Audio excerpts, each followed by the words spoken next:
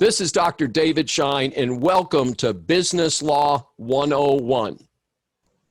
Now, one thing that everyone needs to be very careful about is if they are trying to settle a debt for less than 100 cents on the dollar. And this happens a great deal. People don't get all of what they expected.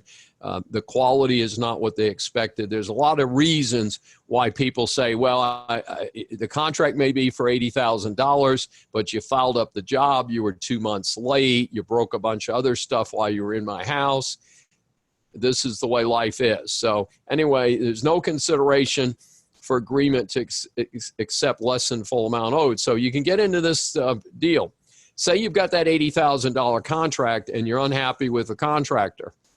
And you'd say to the contractor, here's $60,000. I'm done with you. Well, the contractor's not stupid. He's going to take that $60,000, but he's then going to sue you for the $20,000 that you did not pay him. How should you do it a little bit differently? We're going to talk about it. You must have an agreement. And if you have an agreement, you can enter into a compromise settlement. That compromise settlement is called an accord and satisfaction.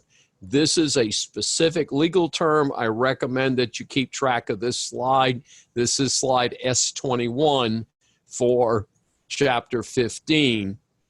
And in the case that we just mentioned, the homeowner and the contractor sit down, they negotiate an amendment to the contract that says that the parties have agreed that they will only pay $60,000, and that will be in full satisfaction of the contract that was originally for $80,000.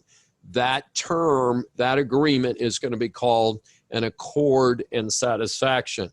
Now, a couple slides ago, I wanted to point out to you an agreement among creditors to enter into a blanket agreement. Now, bluntly, most of this today is done under bankruptcy. We have a bankruptcy chapter coming. It'll be a little ways out, but in bankruptcy, the court controls it to make sure all of the creditors have an opportunity to work together in what's called a Chapter 11 bankruptcy, a reorganization.